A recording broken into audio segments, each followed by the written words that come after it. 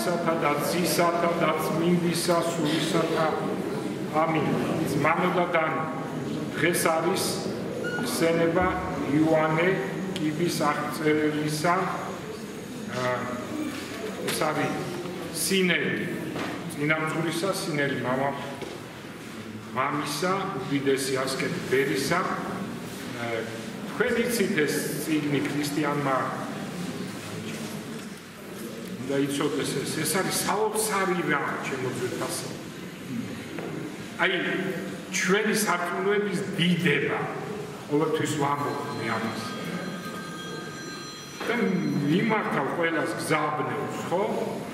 მოიტანონ ისეთი წიგნი ან სხვა რელიგიიდან, ან სხვა იდეებიდან, ან რა ვიცი რაც არის სხვა ფილოსოფიური შრომებიდან, ფსიქოლოგიური შრომებიდან და უბრალოდ შეედარონ ამ წიგნს. ეს არის როგორც მზე და ისინი იქნებიან როგორც პატარა ბჟუტავი სარკმელი. საოცრება ჩემო ძვირფასო. და ყველაზე მთავარი რა არის მე-6 საუკუნეში ეს საოცარი პიროვნება რომელიც 16 წლის მივიდა სინას მთაზე და უკვე განსწავლული ღრმად განსწავლული პიროვნება დიდი ინტელექტუალი იყო წიგნის ავტორი და ესე იგი დაემოწაფა გაუნათლებელ მღვდელ მონაზონს მარტინებს და მიაქციეთ ყურადღება როგორი თავდაბალი კაცი იყო რომ ფრიად განათლებული გაუნათლების დაექვემდებარა. გამიგე? აი ნამდვილი ქრისტიანი. 2 წლის შემდეგ ეს მოძღვარი გარდაიცვალა და 18 წლის იოანე ლოცვა-კურთხევით რა თქმა უნდა მიდის და განმარტოებულად იწყებს ცხოვრებას და 60 წელი გესმით თქვენ ანუ უკვე მაბატე 40 წელი ანუ უკვე 60 წლის ხდება რომ მოყავთ სინას მონასტრის წინამძღვარი ხდება დიდი თხოვნით არ უნდა არაფრით და ეს წიგნი დაწერა დაახლოებით 80 წლის რო იყო კაცი. ესე იგი მთელი თავის განათლება, მთელი ეს ყველაფერი, რასაც კიბეში ჩვენ ვკითხულობ, ეს ჩაიტანდა გარდაცვალებ, ესე იგი არაფერს არ დაწერა. წარმოვიდგინე. დღეს რო ღვთისმეტყველები არიან, ხო, განსაკუთრებით ისეთი ლიბერალები და მთელ ამბავში არიან და წიგნებს გამოცემენ და არიან ერთ ამბავში, აი კაცი, რადონის ღვთისმეტყველი ისე მიდიოდა ამ ქვეყნად რომ არაფერს არ წერდა და რატომ მოხდა მადლობა ღმერთს რატომ მოხდა რაითის მონასტრის წინამძღვარმა იქვე ბევრი მონასტრები იყო ეგვიპტეში ძალიან ბევრი მონასტრები იყო თქვენ იცით ეგვიპტე არის აკვანი ბერობისა წინასწარმეტყველება იყო ამის შესახებ ძველ აღთქმაში თქვენ იცით რომ ეგვიპტეში წმინდა ოჯახი წავიდა და შვილი მაცხოვარი წაიყვანა ღვთისმშობელმა და 9 წელი ცხოვრობდა იქ. ეხლა ვისაც შვილები ყავთ, ადვილად მიხვდებით ამას, რომ შვილი ბავშვო გაზდით 9 წლის ჩათვლით იმ სადაც იცხოვრებ, ხო? რა ტკბილი და კარგია ის ადგილი და ამ ბავშვს როგორ ემახსოვრებ ეს ადგილი. ამიტომ არის მე ახლა წიგნებს დაგიგებ თქვენ დიდი გამოცხადება ღვთისმშობლისა ცოტა დავარიგე თქვენ ზოგიერთ ხო და ზოგიერთმა ვერ გაიგე კოპტური გამოცხადება როგორ შეიძლება რაღაცა ზოგმა არ იცის ჩემო ძვირფასო არც ბიბლია იცის ძველი აღთქმა არც იცის ეს რაც თქვი იქ სადაც ღვთისმშობელი არის იქ გამოცხადება იქ კოპტური ეკლესია კი იყო მაგრამ ეს ის ადგილია სადაც ცხოვრობდა ღვთისმშობელი გამიგე მთელი 9 წელი აღზარდა ყმამაცხოვარი ღვთისმშობელი საერთოდ სადაც იმყოფება ხშირად ხდება ტაძრებში კი არა აი აგე სკოლის შუშაზე იყო გამოსახული ღვთისმშობელი იმ ადგილებში ჩასხობ ღვთისმშობელი სადაც არის ეკლესიაში არის და ეკლესიის გარემოში ღვთისმშობელი წარმოაჩენს ხოლმე თავს. აი ესე შუშაში იყო გამოსახული საოცრება იყო. ჩვენ ვეღარ მოვასწრებთ რაღაცაერთო ვინდოდა რო ეს შუშა მოეცა და ნუ მოკლედ მე რეთქო გაწმინდეს ეს შუშა. ნუ ეს მე რას ვამბობ ამით ხო მივხვდით რას. ხო და თქვენ დაგირიგდებათ ეს საოცრება, საოცარი გამოცხადება. საოცარი თვეების განმავლობაში საათობით ეცხადებოდა ღვთისმშობელი. ნუ ეს ცოტა გადახვევა ეგვიპტესთან დაკავშირებით. ხო და აი ესე იგი ამ კაცმა რაითას წინამძღვარმა კიდევ კარგი, თორე საერთოდ არ გვექნებოდა ჩვენ ძმანო და დანო ეს წიგნი. და ნახეთ რას წერს ესეც მოხუცი იოანე, რაითელი მამასახლის, ანუ წინამძღვარი რაითას მონასტრის. კითხულობ ფრაგმენტი. უცხით ჩვენ გლახაკთა ამათ შეუორგულებული შენი მორჩილება სხვათა ყოველთა სათნოებათა თანა. ნახეთ, ისეთი მორჩილი კაცი ხარ, ვიცითო ეს სათნოება. ანუ როგორი კაცი იყო იცი იოანე, ყველას ემორჩილებოდა. ზოგს მორჩილება გონია, მარტო წინამძღვარს და მართლმადიდებლებს და ეპისკოპოსებს თუ დაემორჩილა. არა, როგორც კუნძული როა კინო, ოსტრა, ხო გახსოვთ, იმას ქრისტიანობა გონია ეს რომ მარტო წინამძღვარს ემორჩილება. მორჩილება ნიშნავს ყველას მორჩილება, როგორც მაცხოვარმა ვითხრა. უკვე თუ გინდა იყოთ პირველი, იყავით ყველას მსახური. ანუ ყველასთვის თავი დადებთ. გამიგეთ? და ეს სათნოება ვიცითო, ნახე აი როგორ უხეშად როდგა დაიჭირა იოანე, თორე სხვანაირად არ დაემორჩილა. უფროსღა სხვა ღვთივმოცემულისა მის შენ და ტალანტისა აღორძინება და გამრავლება იქნებოდეს. ამიტომ შენ დიდი ნიჭი გაქვს იმის რომ დაწერო სულიერი წიგნიო და ეს ტალანტიო არ მოხდეს ისე რომ დამახო. გამიგე? ამიტომ აღწერილსა წიგნსა ჩაწერეს სწავლა ახლის ამის ისრაელისა, რომელიაც გამოსულ არიან უხილავთა მათ ეგვიპტელთა ზღვისაგან ამის სოფლისა. ისრაელს ქრისტიანები იცით, ახალი ისრაელი ჩვენა. ის რაც ბიბლიაში წერია ძველ აღთქმაშიც უფრო უმეტესად ეკუთვნის ქრისტიანებს, ახალ აღთქმას. გამიგე? იმიტომ ზოგს არასწორად ესმის და გონია რომ ეს ძველი აღთქმა ებრაელების კუთვნილებაა და ეს როგორ შეიძლება ღმერთი როგორ იქნებოდა მიკერძოები ჩემო ძვირფასო. ნუ ამ თემის შესახებ ჩვენ ბევრჯერ ვისაუბრეთ. ანუ მამაო, ვიცით რომ მორჩილი ხარ და ვიცით ვეღარ იტყვი უახსო რაღაცა ქვენ ტექსტებიც რო გავშალო. ვერ იტყვი უახსო და აუცილებლად უნდა დაგვიწერო წიგნიო, სული სასარგებლო, რომ ახალი ისრაელიო, რომელიც გამოსულ ვართ, მონაზვნებიო, ჩვენო გვიხელმძღვანელო, როგორც მოსემ რო უხელმძღვანელა ეგვიპტიდან გამოიყვანა, ესე იგი ძველი ისრაელი. წარმოიდგინე და ნუ გონე თუ ზარდი და ორგულებით ვიტყვით სიტყვას ამა, რამე თუ უცხი წმინდაო მამაო, რომ მოველით სულიერთა ფიცართა, როგორც ესე იგი მოსემ რო ჩამოუტანა ფიცარი, ეხლა ჩვენ სულ ამ წიგნს ველითო და რომელი ხო ამ წიგნს ველითო რამე თუ ჭეთა ყოველთა, რომელი ისწრაფოდნენ მუნ ახსულა რაითა და თავისუფლად და კარგად ვიცხოვრო, თორე გასაჭირი გვაქვს და თუ არ დაწერო ტალანტს დამახავ ესმით რასები. ეხლა რას წერს იოანე, რომელიც არაპირებდა და არაფრის დაწერას. ანუ ეს ამის ავტორი კიბის. ესე იგი ეუბნება ესეც რამის, რომელიც ჩვენგან უსწავლელთა ამათ საქმითაცა სიტყვითა ითხოვეს სიტყვა სწავლისაი და გვიბრძანა საქმე უზეშთა ჩვენისა.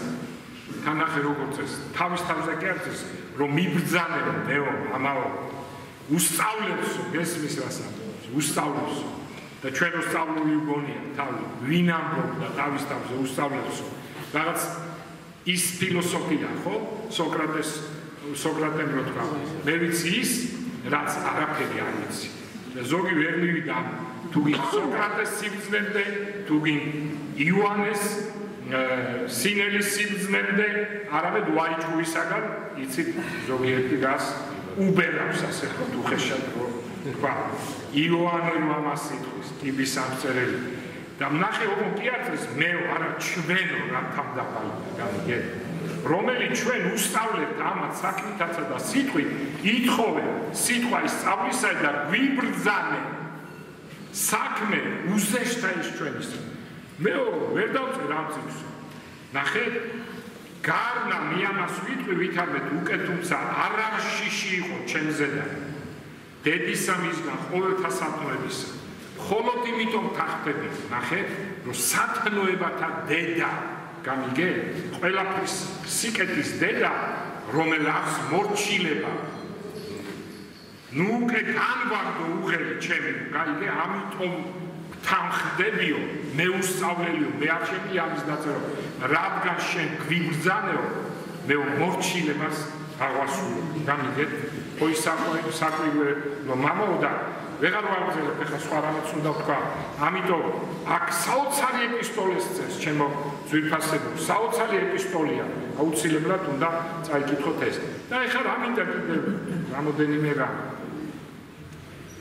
ესე იგი რა თემებს ვეხებთ როდესაც ამ წიგნს ავიღებ ხელში ჩემ წინ დგება ოკეანის სიბრძნის ოკეანი და როდესაც ვკითხულობ მე ამ აი ესე გადავშვი ხოლმე როცა უნდა ვიქადაგო თქვა სინელზე გადავშვი რა ამოვა და ამჯერად ამოვიდა ესე იგი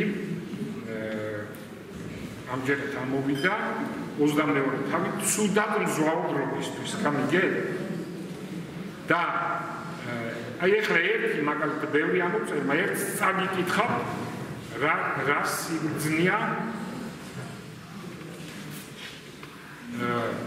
ესე იგი ცუდად მზვაობა არს ყოველივე მაჩვენებელი და მარხვა იმისი უსასყიდოა როცა იმისი usargebloa რამე თუ ორკეძავე ორსავე კაცთაკებისათვის იქს გამიგე დიდარს კაცი რომელმან თავს იდვა გინება ის სიხარული ესე იგი ის კაციო სულიერი კაცია დიდი კაციო რომელსაც აგინებენ ვთქვათ მე გამიგე და სიხარულს იღებს ამით ო ჩვენ რომ ვაგინონ ხო ეჭქვევით მანქან ძღოლებში არის განსაკუთრებით მძაფრად ხო რაღაცა ერთი დაუქნევს ლუშეორე გამოეკიდა მთელი ამბები ეს არასულიერი ხალხი ზოგჯერ ჩვენ ძვლებთან მართება იმიტომ არასულიერებია ხოლო წმინდა სიგი და პატიოსა რომელმან განარინოს თავი თვისი ქედისაგან უვნებება ნუ მე ერთი საინტერესო საკითხი უნდა ვთქვა ამიტომ აი ესეც სიბრძნეა სულ და თქვენ იცით რომ რვა ვნება ადამიანში ხო განსაკუთრებით დააქვს ქვესიმრავლეები და თქო მაგრამ რვა თუმცა იოანე ამბობს რომ გრიგოლ ღვთისმეტყველი ამბობს რომ 7-ო და მეც ვეთანხმები იმიტომ რომ სუდად მზვაუბრობაი და ამპარტავნებაი განსაკუთრებული არ არის ერთია ეს ამპარტავნება ხო და აი წარმოიდგინეთ ამპარტავნება მაცხრობა სიძვა მრისხანება შური ქვესიმრავლეა უბრალოდ შურიც ესე ამნიშნულობა თქვათ ასევე მრისხანება თქვით მწუხარება და ასე შემდეგ რაც ადამიანს ნებები აქვს თუ როგორ უნდა ვებრძოლოთ ამ ნებებს რა რის შემდეგ მოდის ისეთ ნიუანსებში წერს ეს ადამიანი როდესაც ამას ვკითხულობ მე ვფიქრობ რომ ჩვენ ქრისტიანები ვართ საერთოდ თუ ვიღაცა სექტანტები ფარისევლები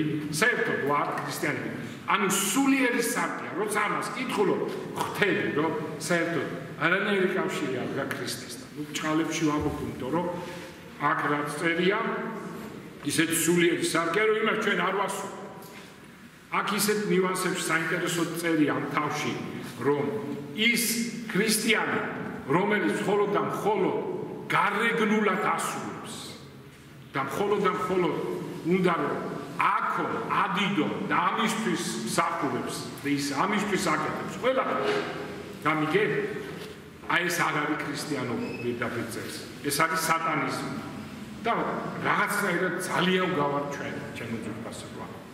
სულიერი ცხოვრება რაღაცას გავაკეთებ, გვინდა რომ გამოჩენილი ვიყოთ, რაღაცას ვიტყვით, რაღაცას სულ მხოლოდ ამისთვის აკეთებ.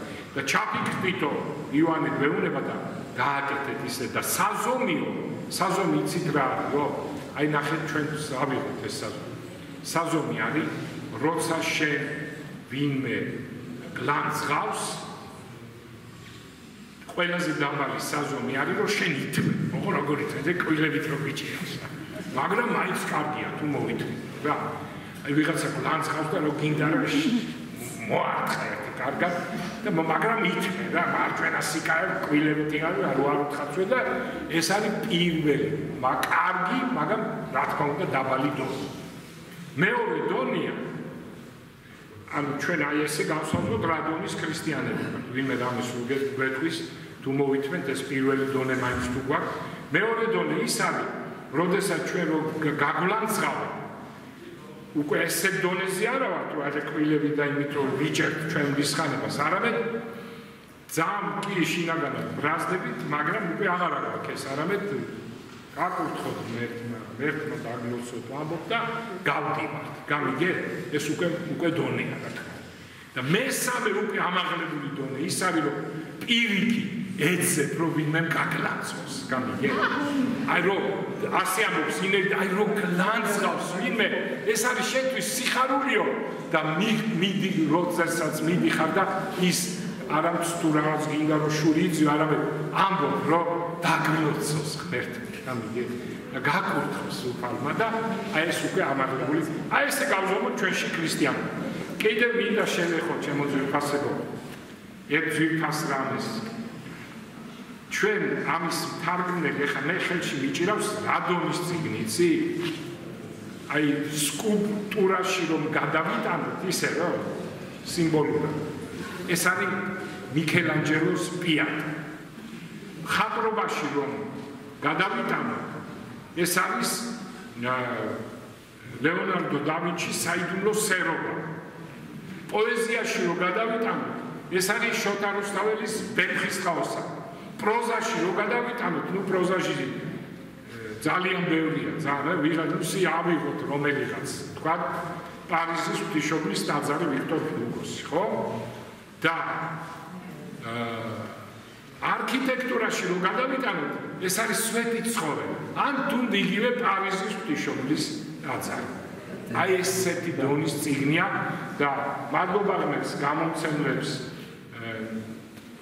აუცილებლად თქვა მონასტერი ცნობილი მონასტერია ჩვენთან მათ გარეშე ეს არ გამოვიდება და მადლობა რა თქმა უნდა მათ მზორბეთის მამათა მონასტერმა აუცილებლელი დიდი მადლობა იმ სპონსორს ვინც დამალა მე კი ვიცი მაგრამ დამალა ვინც გამოცა არაჩვეულებრივი გამოცემა და მადლობა ჩემს სულიერ ძმას ჩემს მეჯვარეს რადო წამალაშვილს ყოველთვის უნდა ვთქვათ რადო მისი მონდომებით გამოიცა საერთოდ არ გამოიცემოდა ეს წიგნი ასე რომ ეს წიგნი აქ იყიდებოდა ეხლა უკვე ბიბლიოგრაფიული იშვიათობაა მაგრამ ვინც მოასწრო იყიდა და დიდი განძი და დიდი სამუჯე გახდა და ჩემო ძვირფასებო ამის ავტორი თარგმნელი არის ექვთიმე მთაწმინდელი ეს იყო უნიჭიერესი ადამიანი აი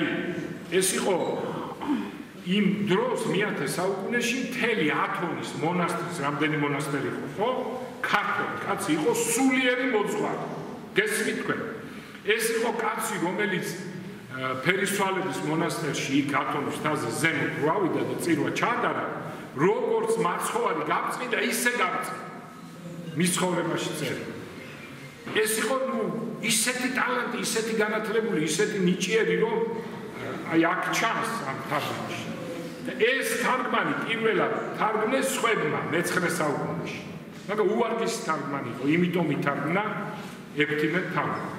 და მეორე ხო ესეთები ქართული ხო იცი ალბათ ჩური იყო რაღაცა ექვთიმე საოცრად თარგმნიდა. ანუ ესე არ თარგმნიდა აი პირდაპირ სიტყვას სიტყვით ხო ეს უხეში ესე ვინც თარგმნის ის უხეში თარგმანია არ იწონება კაცი. ამან პოეზია ჩაუდგა ასე ვთქვათ ჭყალებში.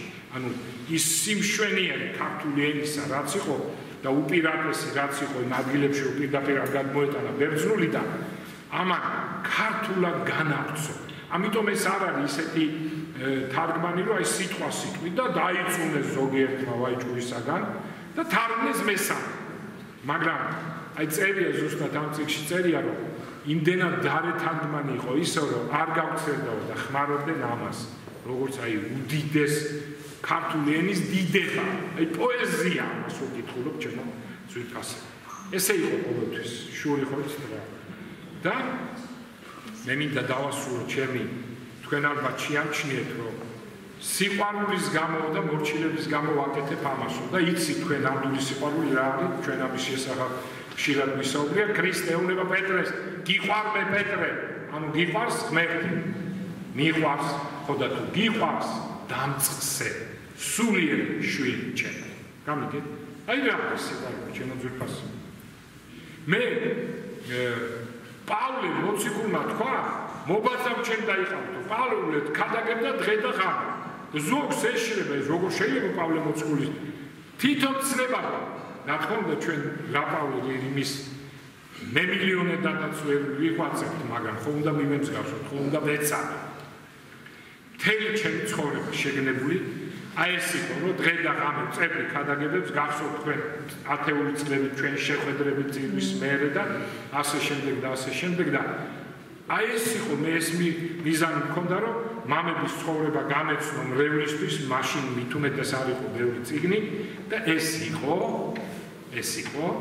ჩემი მე ამაში ვხედავდი ჩემ თავდავდებას მრევლისა და ნახეთ პავლე მოციქული მეორე კორინთელთა მიმართ ეპისტოლას მე-12 თავში რას წერს კორინთელებს მე განვილიო და გამოვიფიტო თქვენთვის თუმცა მიუხედავად ჩემი თქვენდანი დიდი სიყვარულისა გესმით თქვენ ეს ის თემა გრძელდება რომ ეს სიყვარული პავლე რო ქადაგებს მრევლისადმი ეს არის სიყვარულის აღსრულება თუმცა მიუხედავად ჩემი თქვენდანი დიდი სიყვარულისა ნაკლებად გიყვარვართ მეო გამიგერასა და წარმოიდგინეთ პავლე მოციქულის მოქცეულები იყვნენ გალატელები ანუ გალატელები იყვნენ პავლე მოციქულის სულიერი შვილები და პავლეს უღალატეს მიატოვეს პავლე და ვიღაც სხვასთან წავიდნენ სულიერ შვილები გახდნენ იმათი თან არასწორად მოაზროვნე ჭყალებში დლების ცოტა საწუნება აღებული ქონდა გამიგე პავლეს მრევლი რო იქნება ჩემო ძვირფასო და სხვასთან წავა მრევლში ამიტომ სრულიად სამართლიანად ამბობს პავლე მოციქული გალატელთა მიმართ ეპისტოლეში უგუნურნო გალატე მართლა რა უნდა უწოდო სხვა აქაც იყო რაღაც ისეთ შეჩვენება თავსდებს განვილიო თქვენს გამო იმდენს გადაგებო და ისე მიყვარხართ მაგრამ თქვენ არ გიყვარვართ იმნაირი ეხლა სასაცილო ამბავი მოხდა გუში მე ჩემ გადაგებას ვამოწმებ ხოლმე ნინოსთან და თუ მოვახერხე და გუში ნინოს ვეუბნები ამას ეხლა რაც თქვი და მე ვუთხარ ნინოს ესეთი რამე აი ნინო მე როგორ განვილიე შენთვის მაგრამ მე უფრო მიყვარხარ ვიდრე შენ და ნინო მითხრა არა მე უფრო მიყვარხარ ვიდრე შენ დავიწყებ მე უფრო მიყვარხარ აი ეს შეჯიბრი კაი მე ერთმა ორი თუ სამი ქალი იყო მახსოვს აი ესე ვიხარჯებოდი ანუ სიყვარული ეს არის უმეტესად გამოხატული ფერისცვალებაში ვიყავით მაშინ და მოვიდნენ ჩემთან როგორ წავდა მითხრეს რომ ერთ მოძღვართან უნდა გადავიდეთო თქვენო არ გვაქცევთ ყურადღებასო და ის მოძღვარი ისე აქცევთ რომ მე არ ვიცი ხარ შეიძლება რა თქმა უნდა ალბათ უფრო აქცევდა ის მოძღვარი ყურადღებას მაგრამ აი ეს რაღაც პავლემ იგივე დამემართა მე და უთხარი პირში როგორ დებ თავს აი პირადად თქვენთვის მეტი რო იცოდეთ მეტი თორემ აბა რა ადამიანს რაც უნდა იქცავ და მე არ მიყვარხარ თქვენ და მე არ გაქცევთ ყურადღებას და რაში უნდა მოგაქციოთ მეტი ყველა ნომერი პირველი მოქცევა არის როდესაც ჭეშმარიტებას აცნობ ბრევს და ამისთვის იხარჯებ და დანარჩენი ხა რას გულისხმობ შენ ვერ გავიგე ეს მე თეატრალური მინდოდა და დიდი კორიფეები მყავდა მასწავლებლები ბიზაჩენო ახტარ მირმა იცით თქვენ რაც გინახავთ ვერ განახავთ გიზოს სიხარულიძე ბევრი რომელთან სწავლობდი და სამსახიობო ოსტატობას ვეწაფებდი ეს სხვებზე უფრო კარგად შემიძლია ძალიან კარგად შემიძლია მაგრამ რასასაც რო იქნება მეუთხარი მივატო მე ეხა გადაგება და რაღაცა თქვენ დაგიწყოთ რაღაც თეატრალური მსახიობობა რომ გარეგნულად თვითონ ჩათვალოთ რომ მე მივარხარ თქვენ ნუ მოკლედ აი ამ თემასაც მინდოდა ესე შევხებოდი და როგორც პავლე მოციქული ჩემ დონეზე მეც ვამბობ მე გამოვიფიტე თქვენთვის თუმცა მიუხედავად ჩემი თქვენთან დიდი სიყვარულისა ნაკლებად გიყვარვართ თქვენ ამის უფლება მე არ მაქვს იმიტომ რომ მე ძალიან ვზრუნავ თქვენ სიყვარულს მაგრამ ყველასაც არ ეხება ეს აქაც იმ კორინთელებს მიმართავს პავლე ვისთანაც შეამჩნია აი ეს რაზეც მე ახლა ვილაპარაკე ქრისტიან ჩვენში ამ ის რომ დავავიდო ბიჭებო